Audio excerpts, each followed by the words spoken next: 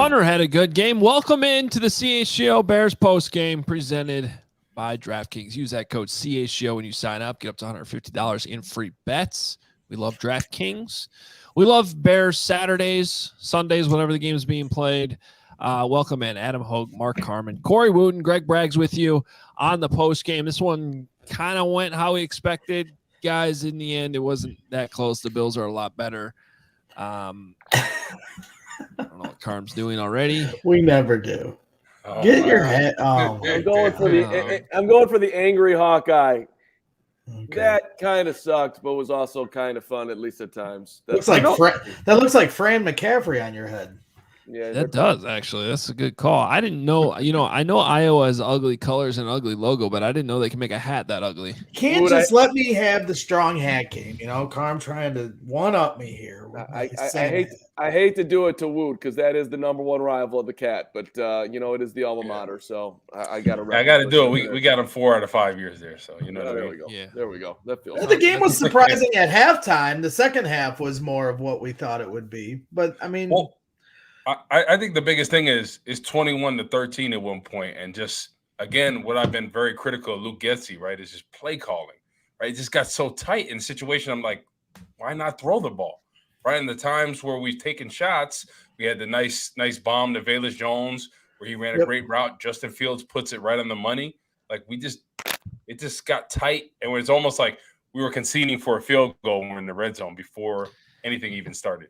I'm going to be very interested to hear from Justin Fields about how he was feeling by the end of this game, because something was just – I know it was cold out, but he looked slow the whole game to me, like slower than usual. It's cold. That hit he took early in the first maybe in the second quarter as he was running out of bounds, he kind of lowered his shoulder into the guy as he was going out of bounds, and it was his left shoulder, and I don't know – I don't know if he was ever really right after that. It was just weird. And look, that whole line, the offensive line was not getting any push today at all. They missed Tevin Jenkins. They missed Cody Whitehair. I'm not sure what was going on at left guard. Did Larry Bourne get benched? Because Dieter Eilson was out there by the end of the game. Yeah, it seemed like it probably. And that's something we talked about. The lack of strength. Got hurt early and came back in. Yeah, I know, but I'm talking about the left side because I think Larry Bourne ended up getting benched there late. So I don't know. It was look, it's I get some of the questioning of the play calling today. I also don't think it's easy to call plays when your O-line's not blocking. There's nobody that can catch the ball. And right. As you saw on the 3rd and 6 to Dante Pettis to the sideline, Justin Fields puts it on him. The ball goes right through his hands. Now, I do understand people saying, hey, don't be conservative, but the result might not be any different. That doesn't mean don't try. I mean, they threw it downfield to Velus Jones for a nice completion. So that doesn't mean don't try. But at the same time, I think some fans are reaching by saying, well, if we did this, this, and this on these plays that didn't work, they would work. I think that's a stretch when you consider the talent around him. Well, I think you look real quick, Carm. If you look at what Buffalo did on that 4th and 3, right? They put Josh Allen in a playmaking position where he has the option to run or pass. That's my only qualm with what Getsy did. Like, he didn't give him options where he could either run or pass. Like, get him on the move. The offensive line is not blocking right? Let's get some sprint outs. Let's get some boots, some nakeds, things like that. And we didn't see enough of that. And I understand, with everything going on, but you got to give Justin Fields a chance to make some plays out there. And I feel like they didn't, when the game was tight. Well, go ahead, Adam. Well, let's check out our DraftKings King of the Game, shall we? And this one, I think there's only one option. It is the punter, Trenton Gill. He had a nice day, averaging nearly 50 yards per punt. He had that what was that? A 63-yarder that rolled down there, basically down to the one that they downed. Nice job there. He also, I don't know if you noticed the first extra point of the game, the snap. Like literally went like this. It was like a curveball because of the wind. And Gill reached out, grabbed it, put it down easily. Bears got the extra point. So at least there was Trenton Gill today. We could have used him at receiver. I mean, it's too many drops, right? It's crazy. Other candidates that I would throw in there, Velus had a big day. That was by far his best game. And shout out, by the way, before we get too far away from Trenton Gill. Good job, Ryan Poles. You drafted a punter. I thought we were dead after Pat O'Donnell. I loved that dude, but you got that one right. So credit to Poles. But Kyler Gordon had a good day too. Yeah. Kyler Gordon deserves props for that performance. But rewinding back to where you were at, Woot, it seemed to me that every time Fields rolled out, he was more so than looking downfield to throw the ball, which he did a couple of times, but at least later in the game, it just felt like he was trying to get away from the defender to not get hit. Just straight self-preservation at that point. Business decision 101. Yeah, and it's just hard to play like that.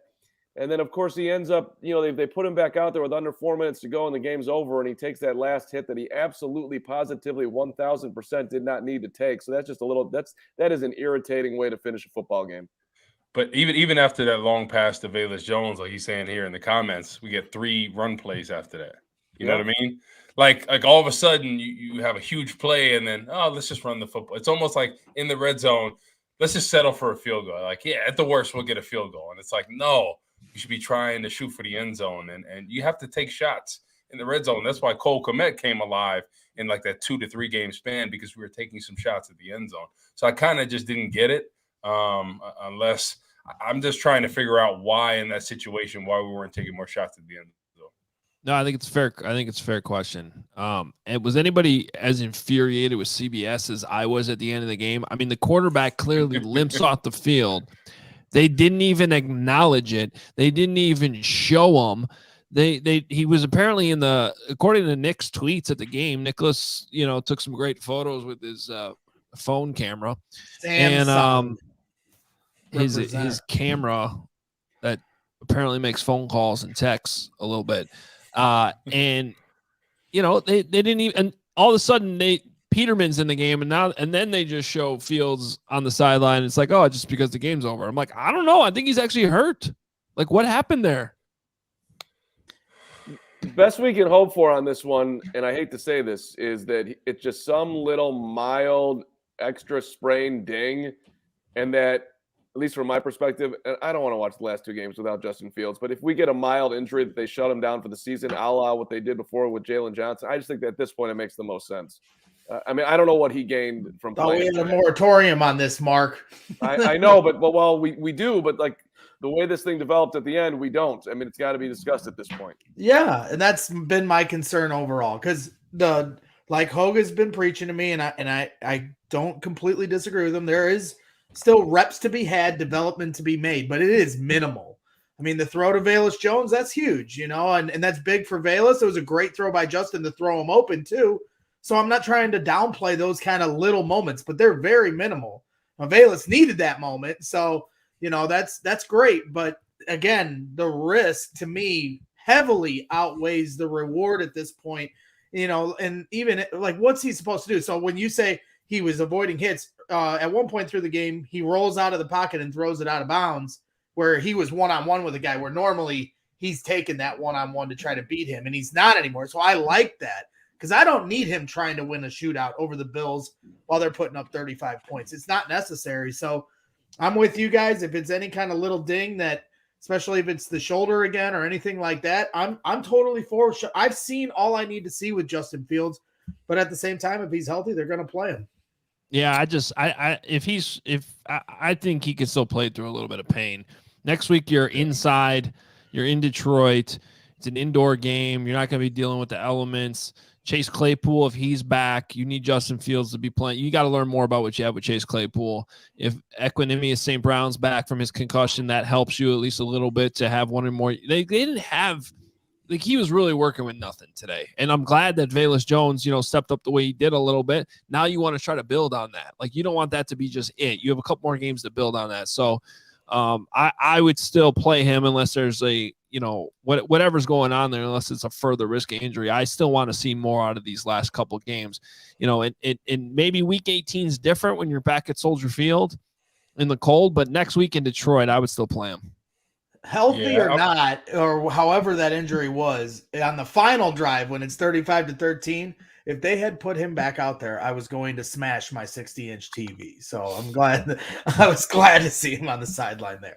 Yeah, I just think Getsy has to do a better job of game planning for what he has in there. And I didn't think he did a good job. I thought in the first half, he did an okay job. But when we got in the second half, it was just way too conservative. If you have Justin Fields out there, do some plays that he's comfortable with, right?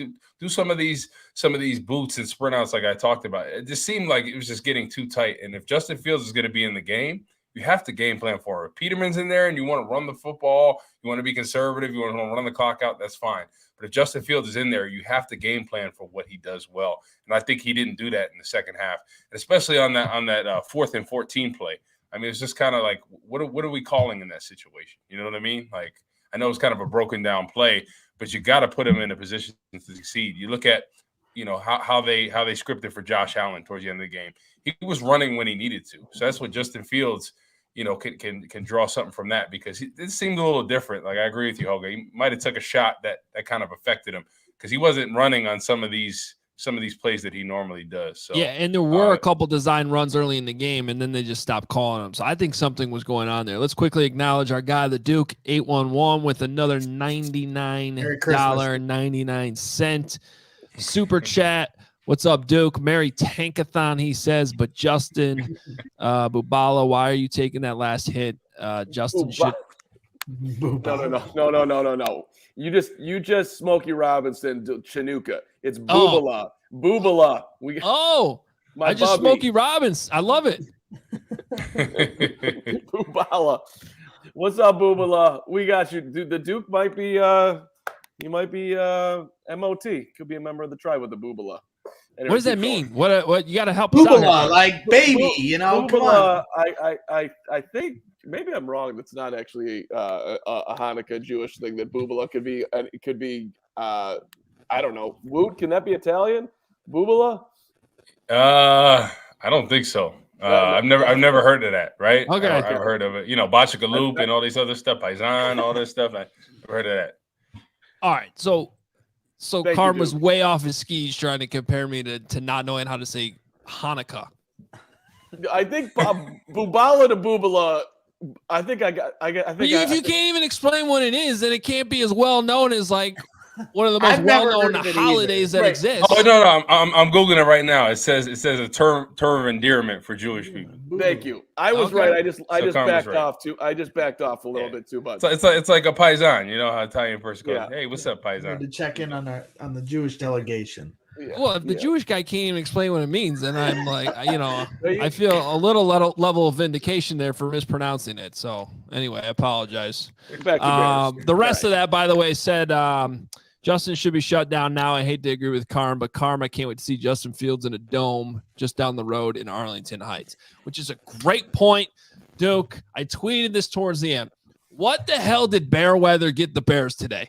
The quarterback looked slow. Nobody could catch the ball. Nobody wanted to tackle the entire game. What was the benefit of why it was terrible? Give me fast players in fast environments playing their fastest. That's what I want to see. I didn't even enjoy Josh Allen looking like crap most of the game. Like, give me a good quarterback matchup. That just ruined everything. It wasn't fun. Isn't that makes the football the elements, right? Like Chicago Bears, Buffalo Bills, right? Them playing at home. Yeah. It makes it tougher, right? It's home field advantage. Years ago when we played my rookie year, we played Seattle in that game. It was absolutely freezing. In the first playoff game, we had a bye. So the second round, and they didn't even want to be there. It was so cold for them, and they didn't want to be there. And I could just sense it. So it is an advantage. And I think it's something like I would hate for the Bears to go in a dome. Like, as much as I love playing in domes and being in a neutral setting, it is an advantage. You play against guys, and they just do not want to hit you. Like when I played against Jason Witten, he didn't even want to hit me, coming across the formation. So it does make cowards out of a lot of people. It does. They make business decisions and things of that nature. And the one thing about Justin Fields, this could be a game where it's cold as heck, right? Doesn't have playmakers. And he was just like, you know what? It is what it is at this point, making business decisions about, hey, I'm not going to take this extra hit or whatnot. So, but I think you got to keep the Bears outside. I think you do. But what advantage did it give the Bears today? Well, I mean, we have no defensive line. We can't stop the run. So there really was no advantage. Well, but if you look on paper, right, the Bills, right, coming to this game, their running backs weren't that electric or anything like that. They rushed for 254 yards, almost 9 yards a pop on us. Like, we can't stop anybody. So it's tough. And to Corey's point, I mean, it was a 21-13 game to start the fourth quarter, right? And last week it was the same thing against the Eagles. Every Both game has those been like that, though. Well, Yeah. but the defense was a big part of that this time. Every game's been like that. And as I put in our post-game reaction article that we put out for CHGO, we've been in every game this year, but for the most part, it's been because of Justin Fields. And these last few games, I feel like we've been in it because of the defense more so, which is a change of the silver lining that you're drawing from the game. So to Corey's point, I feel like the last 2 weeks, and it's a little surprising because both teams we played are cold weathered teams that play outdoors. But at the same time, I mean, that Chicago cold hits different, as our guy Brandon Spano would say. And, you know, to me, neither team looked like they really wanted to be out there. So, you know, as much as I can't wait to get out to Arlington Heights, I definitely think there's credence to the teams not wanting to be in that, and you develop a toughness as a team that consistently plays in that. Yeah, but to Hoke's point, and to Corey's point, you have an advantage when you play the Cowboys or a team that plays in a dome. You're not going to have an advantage when you play the Buffalo Bills, who have worse weather, arguably, than the Bears. They're used to it. Josh Allen loves playing, or I don't know if he loves playing it, but he's very effective playing in this weather. Yep. So they weren't going to get an edge today. But, I mean, to your point, Adam, to the fans and those who were – props to you, I guess, if you want to take your shirt off and show us all you got. And I thought I saw a couple of people there that might have been related to Braggs, but I didn't know anybody on the telecast today. The Bills fan they showed in the first half with his shirt off. I said on Twitter, it looked like one of his nipples was in good shape, and then the other nipple looked like it was ready to fall off. It was so frozen.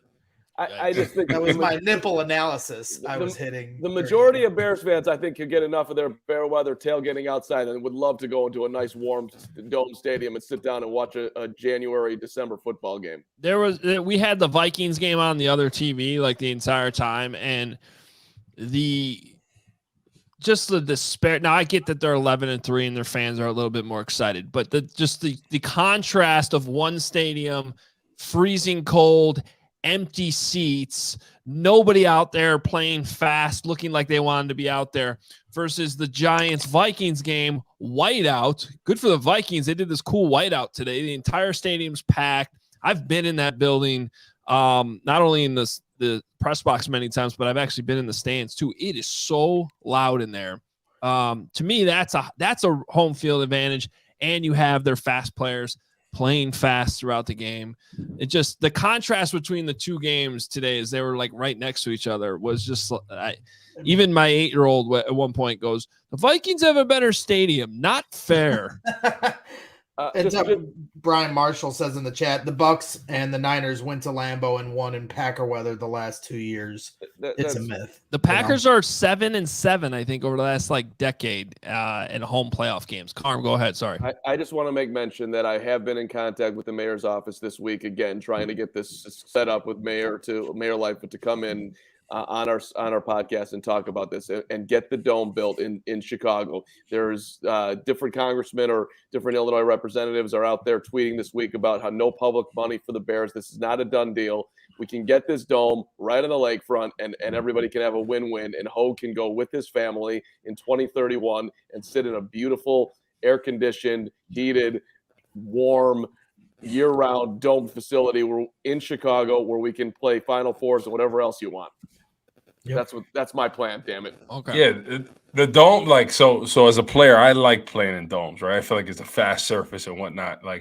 If you ask, what do you prefer to play in? Obviously a dome. But as far as the advantage, like we talked about, I think it is when the Cowboys came there, Seattle, they didn't want to play in the cold. You could just tell it really affected them. What was it? The Saints, the Saints 1 year in the NFC Championship. 2009, right? And Corey, let me real quick. I totally understand why there was an advantage for your teams, because you didn't necessarily have a high flying offense with a quarterback like Justin Fields, who kind of does rely. To me, like that made a lot of sense because you're going, you know, you're gonna have to win with defense. And so if you can get some elements to kind of slow down the other team and help you out, I get it. If the Bears are entering this era though with Justin Fields, where they're really relying on him and not only his arm but his legs as well, I would hate to have like today's game be the playoff setting, right? Like, you know what I mean? Like if these were the conditions for a playoff game with Justin Fields as my quarterback, I wouldn't like that. I'd almost rather go on the road and see him playing on the turf just to speed things up. Just one breaking thing. Jason Leisure is tweeting out just 16 seconds ago. Bears coach Matt Eberflus says quarterback Justin Fields got his foot stepped on at the end and he is fine. Okay. So good. hopefully it's cold weather. Yeah. But Hogue, what you're saying real quick about you look at the top quarterbacks in the league, right? We were playing against Josh Allen, right? Year in and year out. They're playing at home. He's still able to run. He's still able to do everything. Patrick Mahomes as well. Kansas City gets cold. Sure. Right? So I think obviously, yeah, if everything could be great and it'd be on a great surface with a dome, but I just feel like he'll learn how to play in these elements. And both of those quarterbacks have mastered that, playing in the cold elements and being able to still run and make plays and be dynamic. So I understand what you're saying, but I think Justin Fields just hasn't played in that cold of weather, right? You know, college, even from the college days, right? Ohio State, you know, the season's over by November, and then all of a sudden you're playing in the dome most of the time or warm weather place. So he didn't have that much experience playing in really, really cold weather. Yeah, and I did say this week, regardless of the results, this was going to be a good experience for Fields, just to have to deal with the elements, good or bad, and playing through them. Let's quickly take a look at our Fields guide presented by Greenridge Farm and just kind of summarize the day for Justin Fields. He actually was doing okay early on in this game. They weren't asking him to do a whole lot, but he finishes 15 for 23, 119 yards, which was an under on that one touchdown. Hit Dante Pettis wide open on that first drive of the game. Sacked a couple times.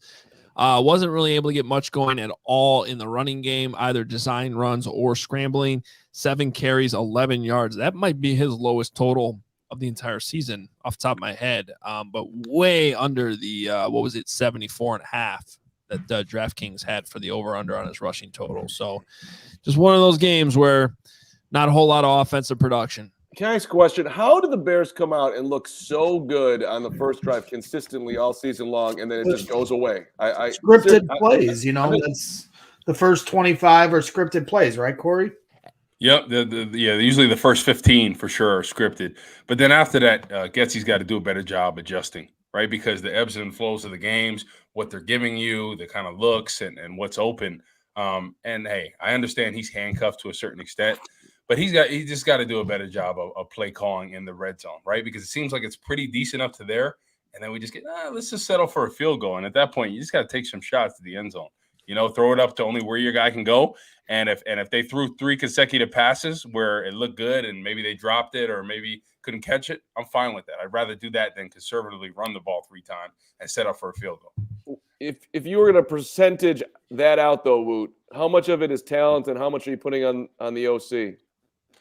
Well, I think I got to put most of it on the OC because this is the talent that he's had all year, right? And I understand that our 2 receivers, St. Brown is our best one thus far. He wasn't in the game. But you have to design your play calling for what you have, right? You look at the Patriots for years. They've done that. If somebody's hurt, this guy's out, they find a way to get it done through the game planning, right? So you have to have a game plan that works well for Justin Fields and the talent that he has. And I understand it's you're handcuffed, but look at Allen Williams has been able to do, you know, with no pass rush at all. He has those guys playing. They've had 4 picks on 2 of the best quarterbacks in the league the past 2 weeks. And, you know, for me, just, writing down just series to series, the first play, first drive, you know, you get the touchdown, but then after that, it's mistakes. Kmet has a big drop on the second series. You know, he gets tipped on 4th down. So I don't know if you put that on Fields or, Larry Borum, not opening up a throwing lane on how he's blocking is probably more so on Justin. Then the third series on 3rd down, a low snap by Sam Mustipher. Second half, you have the big drop on 3rd down by Dante Pettis. You have a David Montgomery fumble. I mean, these are the other reasons why they're not executing is mistakes outside of Justin Fields and Luke Getsy, players that should be replaced by next year. Yeah, I mean, that was one of those games where it was hard to string together first downs at all because you had something on every series, a blatant missed block, a holding penalty, a drop. I mean, and this is where I agree with Corey what you were saying. Like, and I do think that it is a question sort of going into the offseason in an area of improvement that Getsy can work on and maybe being more aggressive in certain situations. I also think that this was a game where it would have been hard for any play caller, I think, to come out of this game looking good with all those mistakes and the weather conditions and potentially Fields getting banged up in the middle of the game, which we still need a little bit more clarity on. So it's one of those tough situations, I think, for a coach at the same time. I mean, the best is that Justin Fields, I mean, relatively came out healthy. I mean, that's the biggest takeaway of the game. Let's not completely, at least from my perspective, jump ahead that he's coming out okay. We'll have to wait and see. I hear what that Eberflus is saying. They just got stepped on his foot, but the dude took a bunch of hits on that shoulder today. I'm hoping that he's fine. And judging by his toughness in the past, maybe he is, but I'm just going to take a little bit of a wait and see what comes out on Wednesday as far as the quarterback is concerned and whether he's a full participant in practice.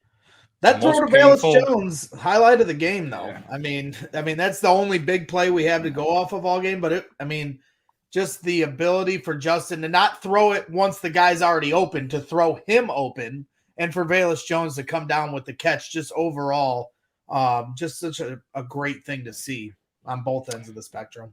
Well, I think it's good that he didn't throw a pick or anything in this game. So we're seeing him make better decisions as a whole, right? So that's some growth there. It's just like, honestly, I understand with the lack of receiver weapons, the offensive line, the struggles at times. That's why I'm very optimistic about next year for sure. Like if we could surround them with a number one receiver, get that offensive line beefed up, and actually have some defensive linemen that can get after you, feel pretty good about the secondary. Like, think about all the games we've been into. At this point, this is a 21-13 game. Imagine if we have a pass rush in this situation, right? This is a very – and then we have a number one receiver that can go up and get it. I think it changes everything. So, really looking forward to it. I know Justin Fields, people are critical about his passing yards and everything. It's a combination of Luke Getsy and the weapons there. So, next year when he really, really gets all those weapons and Luke Getsy – really understands what he needs to do as a play caller to really get the best out of Justin Fields. And in that red zone area, I'm really looking forward to that. Well, speaking of the pass rush, there's a stat when we come back here that we got to talk about because it is just ridiculous. But first, it was sunny out there today. So at least with the temperature dropping as low as it did, the sun tends to come out here in Chicago. So if you were out there, you probably needed your Shady Rays, your sunglasses, because Shady Rays never understood why sunglasses were so expensive, and they went out to change it. They have premium polarized shades featuring world-class optical clarity, durability, and styles catered to everyone and every lifestyle. And the best part is they have the most insane protection program in all of eyewear. Lost and broken replacements. If you lose or break them on day one, they will send you a brand new pair, no questions asked. And even with that strong of a protection program, the sunglasses are great. They have a quality that we can tell you with our own Shady Rays, and also with over 200,000 5-star reviews, Shady Rays customers can tell you as well.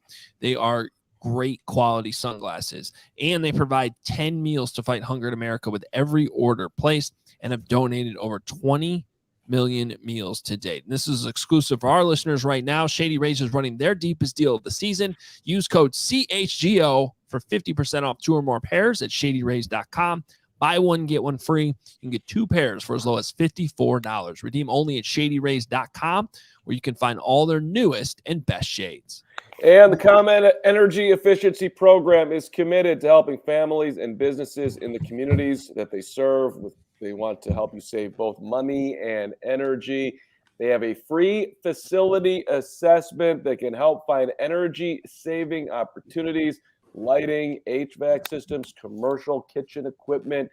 All of that is available. An authorized engineer is going to work with you to develop a detailed assessment plan specific to your goals and needs. Again, helping you save money and helping save energy all at the same time. How do you do this? You go to ComEd.com/poweringbiz, ComEd.com/poweringbiz, or you can call them 855-433-2700, 855-433-2700, or send them an email, business@ComEd.com.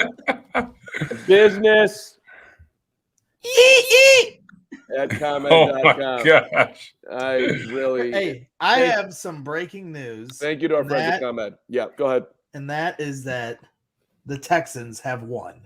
They Wow. beat the Titans 19-14. So the Bears are only one game back of the Texans for the number 1 pick in the draft. And they have the Jacksonville Jaguars at home next week and the Colts on the road, final game of the season. Oh, they could beat the Colts for sure. Colts is interesting, but They they would gotta have to lose both, right? Both. No, I don't think so. I think if we both sit at 3, and maybe the chat can correct me if I'm wrong. Mark's shaking his head, but I don't believe him. Now, the We Bears need don't to- have the tiebreaker. All right, then never mind. It's not going to happen. Everyone stop talking. No, about it's still on the table. And we can't say it's fully not going to happen. but I Man, the gotta- last 2 weeks they had chances to beat the Chiefs and another good team they were right on the Yeah. ropes with. But They're playing some good football. I hope they give Lovey a few years to really get that defense locked up, get the offense some weapons. Because I really think he's a great coach. And the Texans have a tie, so that's why the Bears would jump the Texans. Wait, if so- we both finish with the same amount of wins, the Texans have a tie, which is better than a loss, and the Bears will hop the Texans. I knew they only needed to be tied with them. So if they lose one more game, they finish 3-13-1. And then if the Bears, then the Bears would be 3-14. Yeah, And the Bears, you're would right. be Then the dead Bears spot. would have the number 1 overall pick. So it is Very still in much play. in Jump play. over 'em, baby. Very much in play. All right, so they got to beat the Colts. Is that game in Indy? Yeah, the Texans are at home against Jacksonville next week, and then the final week of the season on the road at Indy. So I think CHGO we all need to make a road trip. Hey, Hey, send me blow down it all there, out. and I will rally Yeah. the troops. I I think they'll be. I think they win this game, but I mean, we'll see what happens. But I think they'll be in full tank mode now. They know this too. So to me, it'll be really interesting to see how both teams, the Bears and the Texans, approach these final 2 weeks. But I think the Texans will be in full tank mode. I think they'd be crazy to give up that number 1 pick. Well, one difference though, if I'm Lovey, I'm just to be safe trying to win as much as possible because I don't be competitive. Just be competitive. Yeah. Yeah. So, and Corey, you played for him. I don't know. I just don't see Lovey Smith in tank mode. I don't think take is in his vocabulary. I don't think he could do that. Yeah. I mean, I think they just got to give him a shot because, man, they've been in some tight games like the Bears, and he's really got them playing. So hopefully they'll give him a couple years to really develop this team. But a comment that Jake Flanagan said earlier about let's throw that sacks. back up there, Joey. Let's talk about We can that. put that up there. So 18 sacks in 15 games, right? Brisker has 4 sacks. D-line only has 8.5 of the sacks, right? We're dead last in sacks in the league, right? Philadelphia Eagles have 55. The Patriots have 50. Dallas Cowboys 49. Kansas City Chiefs 45. Right? Those are some teams. That's how you win, man. I understand that we have some needs that we need to fill in the offensive line, but I think defensive line and Carm, we should have listened to you from the beginning of the year because you called it, right? You said I'm more worried about the defensive line. I was like, nah. You were right, Carm. We were wrong. I got to take accountability of that. I'll take it, although it's just been painful to watch. And shout out to my guy who I'm rooting for, who I still want to believe that somehow, some way he can get unlocked in Dominique Robinson. But we saw him on our television screen in the picture chasing Josh Allen in the end zone. You haven't touched a quarterback since week 1. Dom Rob, dive at him. Just get your hand on him so at least you're in the, you make the stat sheet. I saw he was getting some high fives after that because he was actually, slightly impacting a play. But that Josh Allen thing, when we're looking at what we're hoping Justin Fields can be, that was the next level right there. I mean, Josh Allen was terrible today. Well, he had some horrible interceptions, but that speed when he gets out there plus the arm. I mean, I don't know. I can't wait till we're terrible and put up 35 points. Right. Right. Well, you'll have to be playing this Bears defense though to do that. Yeah, but real quick before we move on out of this though, because it gets even worse. Than good stuff from Jake there, but Kevin Fishbane tweeted this in the middle of the game. So there was a third down conversion that Travis Gibson recorded a hit, an actual quarterback hit that counted in the stat sheet. We did it. That was the first QB hit for a Bears defensive end since week 9, ending a 5-game drought.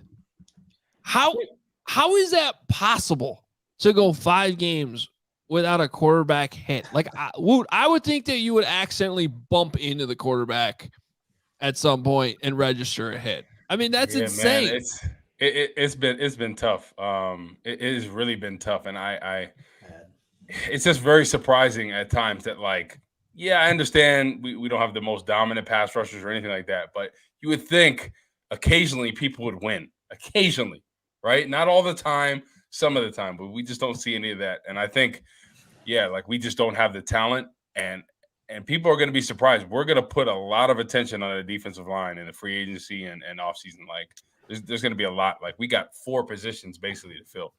That's why depending on what they do with Justin Jones, I think he could be a fit at the nose. But we're gonna have to get some options in free agency. We're gonna have to, with our draft pick, potentially the number 1 draft pick at either Jalen Carter, Will Anderson. There's a lot of tension on that defensive line, and I think that's how you win championships. A lot of people say, "Oh, well, we need." Yeah, obviously we need another weapon for Justin Fields. We need a better offensive line. But when a defensive line is breathing down people's throats. 07 and 11 Giants, that's how they won it. The Brady killers, right? Brady's killing the whole season. Then he comes in the Super Bowl both times, and they shut him down. Von Miller and company, when they got after Cam Newton, MVP, and then Seattle Seahawks against Peyton Manning, right? He couldn't get anything off. Defensive line definitely wins championships. If they can't score, they don't win, man. That's why I laugh at anybody that says, oh, whatever, picking 6th, 7th, or 1, 2, it doesn't matter. It does matter, especially when you have Will Anderson and Jalen Carter at the top of this draft. And you now have that option, because the other big part is not only do you have the option at 1 or 2 to draft one of those guys, when the season ends, you can draft one of those 2 guys, no matter what happens. So then you can approach free agency with a much more, clear vision of what you're going to do. If you're drafting 8, you're guessing to an extent what you can get there, and then going off of that and how you approach free agency. So it is vital to me to have this pick. I mean, it's not going to be the end of the world if they don't, but at the same time, it can help them so much, and Ryan Poles so much, to approach free agency the way he wants if he knows who he can draft at 1 or 2. Well, yeah, and I think, by the way, perhaps the most important thing about getting the number 1 pick is if this is a draft where Bryce Young is the clear-cut number 1 quarterback, having that pick instead of the Texans is so valuable because it allows other teams to be in the Bryce Young derby. If Houston has it, that's their guy, right?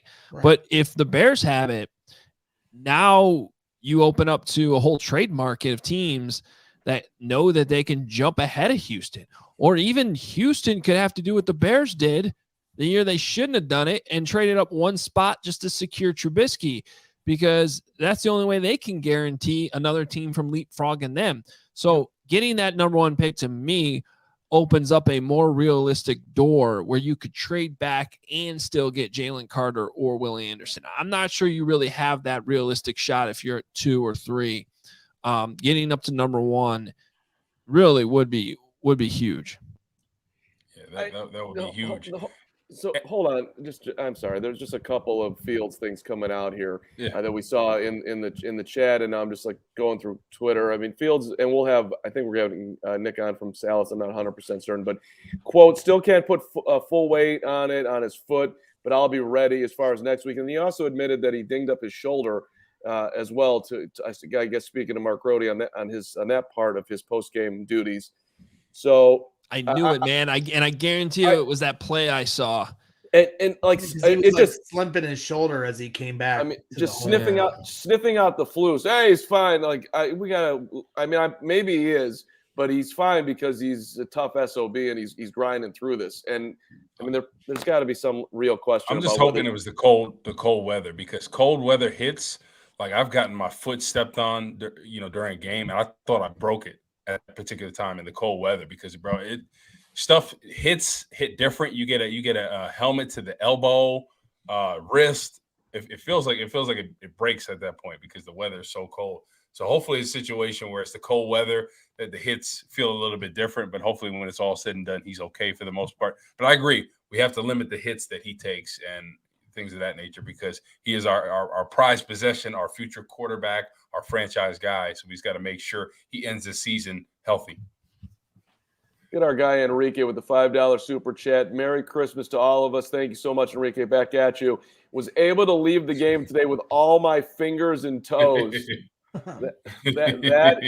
You gold star, brother. That's a big time move. And he gives Lawrence, our guy, our super producer, typically for our post game shows, a shout. But it's our guy Joey Spathis in the background today, so he's doing the hard work behind the scenes. But of course, Merry Christmas to Lawrence as well. But I will say, he said he just got back from the game, and I said this on Twitter as well. Anybody that went to this game with a girl that they are not married to yet, you marry that girl right now. She is the one. If she tough today out with you, she is the one. Stop looking. She's it. There you go. It's a good point. I agree with that. Yeah. Yeah. Hey, speaking of Joey, can we put up this tweet? We need to address this. This came up in the middle of the game. The Bills, they challenged the play that Ryan Griffin appeared to have the first down, and right when it happened, I knew it. Right when it happened, I'm like, I think his knee might have been down. Before he reached the ball, I'm not sure it's first down. Sean McDermott challenges it.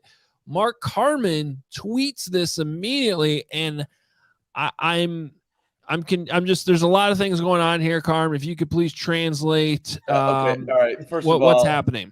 Shout out to anybody who would ever tweet something and not double check it.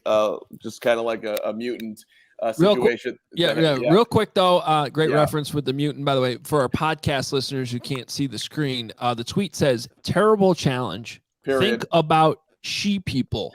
Sean McDermott. Okay, so I don't know why Twitter auto-credit think about the people, Sean McDermott. It's cold out there. It's freezing. We don't need a lengthy challenge, which is exactly what it was, because we're going to have to look back and forth a zillion times. The game was over at that point. And I don't understand, for the record, he won the challenge. And so I had a tweet after that where I apologized to him and his family. He got it right. The she people thing is very awkward, and I need to double-check my tweets officially, and I did the rest of the game. So that's a bad job. And Hogs responds. The game wasn't over at that point. The game it was a 2-score game. The game was over. And I'm sorry, NFL officials, really? You're sure 100% watching the fact that he didn't get it? That's not inconclusive? It seemed very questionable, though. It looked like even with his knee down that you could make an argument. But did you guys had another angle? Did you guys hear what Gene Steratore said? I heard what he said. The yellow line wasn't I know, accurate. But just from the angles they gave us on the broadcast. They got to do a better job with those angles, right? We got 4K TVs. We got all this. Yeah, now, if they gave him a better angle in the review booth, fine. But the angles they gave on TV and what they called on the field, to me, it wasn't conclusive enough, even if it was the correct call. Yeah, I think you guys have your Bears goggles on this one. He was a half yard short and I thought it was pretty obvious. Whatever. Until you put a chip in that football, that play is inconclusive. He was stretching, went to the knee hit. Come on, man. We need the World Cup chips in these balls. What we don't need to review, though, is the she people, and that is a straight embarrassment. And I'd like to apologize to both Fred Carmen and grow up. It was a rough one. But you know what? I left it up there because, hey, it's for the content. There we go. The bad job by me. Straight. That's my motto in life. Don't think, just tweet. Yeah, that's the opposite of what you should do, children. You should do the opposite of that. So tomorrow, somebody else will have said something. I also 10 times dumber. Just fire them away. The other thing that happened mid-game is that I somehow realized that I wasn't following Adam Hogue. So either Hogue unfollowed me on my computer, or Braggs did it, or Lawrence did it. Somebody unfollowed Hogue on my. Sounds like you unfollowed Hogue. Might have been I Elon. definitely did not. You got mad at him about something he tweeted about you, and then Elon. I would never unfollow. That's a never unfollow. Somebody is playing games at the CHGO offices, and I'm going to the tape. I'm going to find out who it is. It's probably just Elon doing something weird. Could be Elon. With you. Yeah. All right. Well, Carm also did bring up a good point mid-game that I failed at, because for the third straight week, I could have probably live bet the Bills and didn't do it when the Bears had a lead. I didn't even think about it until you tweeted at me, Carm. Never even crossed my mind. So I failed. I should have been with DraftKings, hanging out with DraftKings in the middle of the game, using that code CHGO, because DraftKings is an official sports betting partner of the NFL and is our go-to when betting on the NFL this holiday season. Right now, new customers can bet just $5 on any NFL team to win their game and get $150 in free bets if they do. Right now, everyone can earn up to a 100% boost with DraftKings stepped up same-game parlays. Go to DraftKings Sportsbook app, place a same-game parlay, combine multiple bets like which team will win, player props, point totals, and more. The more legs you have in that parlay, the bigger your boost is, and that's the bigger your shot to win big. I also love live betting. Missed an opportunity today. Could have done it. Bears had a lead again. You knew what was coming. You knew the hurricane was coming, and eventually it did. And the Bills won easily. Download the DraftKings Sportsbook app now. Use code CHGO. Place a $5 bet on any NFL team to win their game. Get $150 in free bets if they do. Only at DraftKings Sportsbook with code CHGO. Minimum age and eligibility restrictions apply. See show notes for details. I mean, that has been the best bet all season long that you've been nailing. Bears look good. Take the lead. Get into the live bet. Get yourself about a touchdown worth of points. It happened last week. I don't know where it was today, but I'm sure you would have won. I know we're talking. We've been talking about how bad the pass rush has been all season. But Corey, what did you think of the pass rush today? Just overall, the front seven. I felt like they were creating a little more disturbance for Josh Allen than we've normally seen this year. Before you answer that, we just want to remind everybody, when you're looking for tickets, go to Game Time Tickets. My bad. You're good. Game Time Tickets right now. Next up is the Red Hot Chicago Bulls. And I got to tell you, during the holiday season, Bulls fans love to go to Bulls games. So it is a little more pricey than normal. 2 tickets up top for Monday's game against the Rockets is $156 with fees. So what is that? That's 70. Thank you very much. $77, $78. Thank you very much. There's the math. University of Iowa, go Hawks. $78 a ticket for upper levels, which is the best price you're going to get anywhere on the secondary market right now. Maybe wait till towards game time. But Game Time Tickets will get you in up top, down low, wherever you want to be, courtside, 50-yard line. Tremendous prices today for the Bear game and concert shows, whatever you need. Game Time Tickets has been downloaded the app 15 million times. You can get on in there, and there is no better way to get in via the secondary market than Game Time Tickets. All right, Woot, answer Braggs's. Yeah, so I thought there was like 2 occasions where they got a little more pressure. The one where Robinson was chasing him towards his own end zone, Josh Allen. But as a whole, it's just there's not enough pressure. Like, you can't have 10 to 15 seconds back there to throw, and there's too many of that all day. You know, on those 2 plays, it was better. But as a whole, as a defensive line, you know, if he has more than 5 seconds consistently, any quarterback's going to carve you up, right? You know, you used to have to count with Marinelli. He'd say 1, 2, 3, balls out. You got to be there. You got to be his face. You got to fluster him. So it's not enough. So a lot of draft picks and attention with the free agency, man. And speaking of that, if you guys had your pick, we end up number 2, Jalen Carter or Will Anderson right now. What do you guys pick? I think I'm leaning towards Jalen Carter, to be honest with you. And now that is without, I'm raising my hand and saying I have not, spent the full amount of time specifically watching them, going back and watching a lot of their tape, which I obviously will do January, February, March, leading up to the draft. But just kind of based on right now, everyone we've talked to has kind of said they're like 1A, 1B in terms of the defensive front guys that you can add to your team. And so if it's really that close, I'm looking at what Matt Eberflus had to say this week and what you've told us over and over again about how important the 3 technique is to this defense and how it kind of really all starts there. So if you have your opportunity to go out and add your DeForest Buckner to this defense, that's still a rookie that you don't have to pay for 4 years. I understand you still got to go out and get pass rushing guys on the end. And really, as you know and have talked about, Woot, you need that 3 technique, but you also need that opposite dominant defensive end too to really make everything work. Mm-hmm. But to me, between those two, I'm going with Jalen Carter just right now as it stands on Christmas Eve. I would agree. I haven't watched enough of the tape to really know, which I will be doing. But I just think for what the Bears need, the inside guy makes more sense right now. However, Woot, I'm not taking either of them. I am trading that pick. Too many needs. But to answer your question, if we are making the pick, I would take Carter at this point on December the 24th, Christmas Eve. Merry everybody. But I'm trading that pick all day. Yeah, I mean, I'd love to trade the pick, but I'm with Hogue that I hope we can trade it back to only 1 or 2 spots to where we still can get one of these 2 guys because, as we've talked about this whole show, how important we need to add to this defensive line, and we'll only be able to add so much on the defensive line in free agency because that takes 2 to tango there. But to me, I'm right there with you guys. Jalen Carter is the pick to me.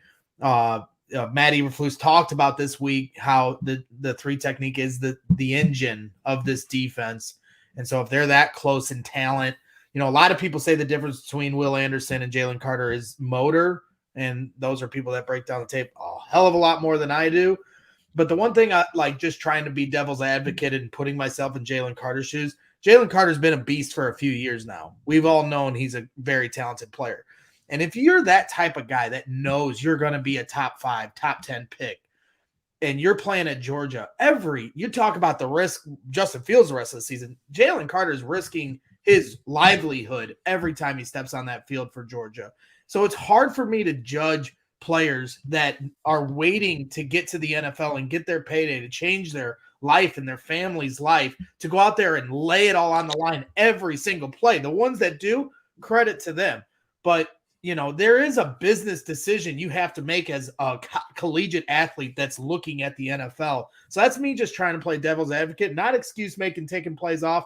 But at that same time, you got to look at the bigger picture. When you're Georgia and you're beating teams by 50 and you want him to not take a play off at the end, I think you're being a little ridiculous in your fanness there. So, from the highlights that I've seen from Jalen Carter, he looks like the real deal Holyfield. I'd love for him to be on this defensive line. It's a great question from Cody as to who we go after in free agency. I don't know if anybody wants to tackle that one. I love Cole Kmet, but I'm starting to get a little bit excited about perhaps adding another tight end of massive talent, Mike Gesicki. But you just got to get him wet. We need to get playmakers for Justin Fields, dudes that can catch the football down the field. David Montgomery put the ball on the ground today, but I'm keeping that guy. I think trading for a wide receiver like a Mike Evans, depending on because this Tampa Bay Bucks team might look a lot different next year. They're talking about Brady maybe not being back. I would trade some picks for Mike Evans for sure. I think he's a dynamic playmaker. I still think he's got at least 4 or 5 more years left in the tank. So yeah, it'd be good to see. And about the Jalen Carter, Will Anderson situation, for me, I think we could address potentially the defensive tackle in free agency. I don't think there's the same type of defensive ends in free agency. So I think Will Anderson, I think he could potentially be like a Von Miller as far as rushing the passer. So I would pick him first. Jalen Carter, I agree. At times he takes plays off. But the same thing was said about Myles Garrett when he was coming out. That's why a lot of people weren't high on him, because he took plays off. It's worked out for Myles Garrett.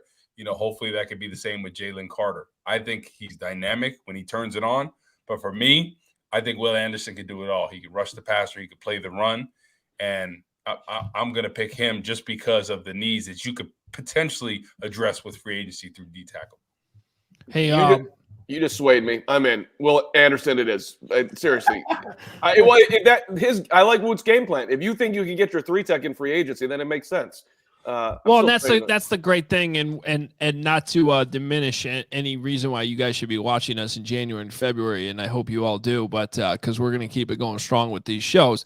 But the reality is, when March, what is it, the 14th or 15th, whatever the New Year date is for the NFL, when that hits, the Bears are probably going to sign a big time defensive tackle or defensive end, or maybe even both, and that's going to give us a lot more clarity over which one of these two guys that they'll be targeting in the draft. It might even make it obvious who they would actually go after. I don't care who they get in free agency, whether it's D end or D tackle or both. I don't care. It's best player available when you have the talent deficiency this team does. So if you get the D tackle from the Commanders, but you still think Jalen Carter is the best defensive player in this draft, you draft Jalen Carter. You don't start doing need and poking around at, okay, we got this hole filled. To me, if you feel that strongly about one or the other, I don't care what you've done in free agency, you take the one you feel the best about. Sure, absolutely. Hey, some bad news that the Bills have to deal with. The airport in Buffalo's closed, so they have to spend Christmas Eve, at some hotel by O'Hare. So, well, depending on your family situation, it could be a blessing. Okay, yeah. I'll have to text my boy Tanner Gentry, be like, hey, the prime rib's gonna be warm over here at the Braggs residence. Come on by. Tanner's the goat. No, that sucks, but hey, you got to make the best of the situation. Wait. I like Tanner Gentry, but Tanner gave me a look too. You said Tanner's the GOAT? I love Tanner. At what? I love Tanner. He is the GOAT. I love Tanner. Just keep going. All right. Don't mind my. Sounds like a bromance there. Sounds like a bromance. I got a lot of love for Tanner right? and his family. Chill out there, right? Tanner's the GOAT. All right, guys. What watch his Wyoming tape. Okay. Braggs, what do you got going on Christmas Eve here? Prime rib, I hear. That sounds pretty good. Yeah, prime rib's going to be for Christmas. We're going to our family's annual Christmas Eve party. It's a lot of fun, a lot of laughs and love being shared. The thing we do, maybe I'll share it along on Twitter, is every year we sing the 12 Days of Christmas as a family. And it sounds really hokey, but it's actually a lot of fun.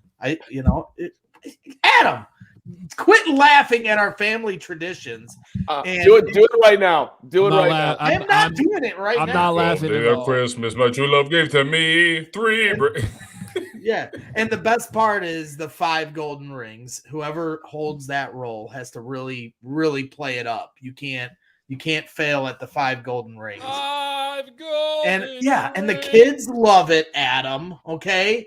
And we all have like these. So every year it's been passed down. We have these paper bags in our hands, and each one represents 1 through 12. Did anyone just see what he just did? What was that? It's me putting.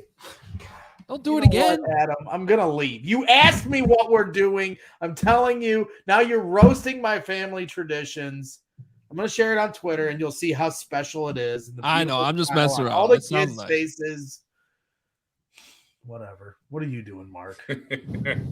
Well, it's interesting because I am supposed to. I'm the only guy that's making anybody work on Christmas Eve other than us working right now.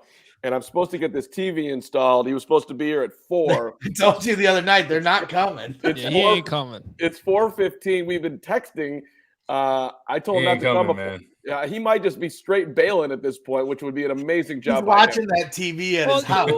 If you gotta go to get your TV set up, you should just leave. he's supposed to call. I got the phone right here. I'm supposed to get a text. This dude should have been here. I thought I was going to have to leave the show. I thought you were handy, Carm. I thought you knew how to do all these things. I thought he was mounting You know? the TV in the dark behind you. Yeah, no, none of that. That's what I thought. All you need is a stud finder. You know. Yeah. I'm looking. To be honest, we got some family Chinese food action over here. That's what we do on these days. And then I'm looking for a movie recommendation in the theater tonight. I'm thinking, and I put it out on Twitter. No one's coming through.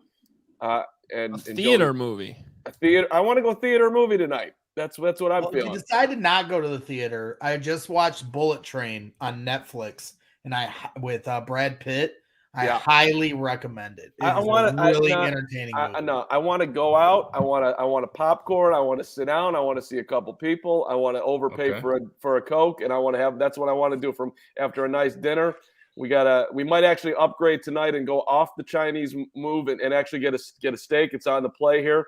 We might do a Harry Carey's, hang out with the people. That's an option. So. Oh, I might have to bail on my family and come down to Harry's. I love Harry's. You better watch making fun of my family because my mom's in the chat, Barbara Graham. What's up, Barbara? Soon, Mom. She's yelling at me already. She's yelling at. Well, I think she's laughing with you, but you just better mind your manners. I better see a video of this. I'll post it. I posted a couple years ago. It's very festive. What do you got going on? It'll warm your little Grinch heart. Look at me. I'm Mr. Christmas over here. Okay. All right. Corey, what are you doing? What's that? Sorry, you guys are cutting out a little bit. Sorry, Corey, what do you got going on? So my parents and sister are in town. They came to St. Louis, so they come every year for the holidays. So we're hanging out. We're making some food tonight. A bunch of little appetizers. We got the jumbo shrimp cocktails, the pigs in a blanket, some nachos. The mini burgers, and then we play a bunch of these holiday games and stuff like that. My sister got some stuff cooking up, so excited for it. So it's good for them to come in and see the kids and hang out. And when you guys say what you're grateful for at the Christmas dinner, are you gonna tell everyone how grateful you are that we're friends now, Corey? No, I think that's like last on my level of gratefulness. I'm like, no. No, I am thankful for you in some regards, just the brick by brick mentality, it's something I live by every day. So when I wake up in the morning, I have it on my wall, brick by brick, rise and shine, brick by brick, quotes, brags. Yeah, exactly. So when I'm thinking about going to the gym, in the morning, first thing at 5:00 when I get up, right there, brick by brick, baby. Dumbbell by dumbbell, 150s by 150s, pressing them. And, you got to go to work. And, hey, I work on those dumbbells. I'll tell you that. That's awesome. Who tweeted recently some athlete was talking about brick by brick? Oh, Io said it after his game winner the other night. He knows. He's part of the team. Yeah, he's CHGO. He knows the mentality. Brick by brick, baby. The real ones know. So that's why we got all those bricks in our studio. Shout out Io. By the way, I texted the game-winning layup. I texted the TV guy. You still making it? No response. All right. Great. All right. Well, we're gonna get out of here, keeping the show a little bit shorter because it is Christmas. We will have some shrimp cocktail going as well in the Hogue House. We got a bunch of crab. We got to get going in the crab pot. Looking forward to that. That's the Hogue family tradition. There probably won't be much singing though, but shout out to Barbara. Barbara, Merry Christmas. We love you at CHGO. Merry Christmas. Happy holidays to one and all. The support this year has just been phenomenal. Yep. We greatly, all of us greatly appreciate it. I know I do. So I hope everybody has a great rest of their holiday today, tomorrow, all that. And Hogue, you win best festive look of the day over Braggs and his thing. I think you're just the most pure guy going today. I think I got to give it to you. I love Christmas. Christmas is legit. Hey, if you do need something to watch tonight and you don't make it out, Carm, Netflix, A Very Murray Christmas. It's like their Christmas special from a few years ago. I watch it every Christmas Eve. It's great. I'm gonna need the dude to show up and actually I can't watch it on the computer, but I would love to. I'm just fingers crossed if we stay in that I'll get that thing going on here. Let's go. Or just get in the car. You drive up here. We got crab. We got everything you need. All right, guys. Merry Christmas, everyone. Appreciate you watching and being here on Christmas. Woot, appreciate you. Braggs, Carm, everybody. Joey, thanks for producing today. Great job by everyone. Follow us on Twitter at Adam Hogue, at the Carm, at Corey Wooden, at G Braggs Jr. 23. We're off tomorrow because Bears obviously don't play, and it is Sunday, but back Monday, as always. We will be breaking everything down from this game, going through all of it, talking about, whatever news comes out, field status and everything like that. And one last note, this is from Courtney Cronin. I've been looking for an update. Fields did say the shoulder injury, it's going to be a nagging injury all year, just going to fight through it these last 2 games. So moratorium, or there I'd be saying a lot of things. Merry Christmas, everyone. All right. Good night, everyone. Merry Christmas. We'll talk to you Monday. Merry Christmas.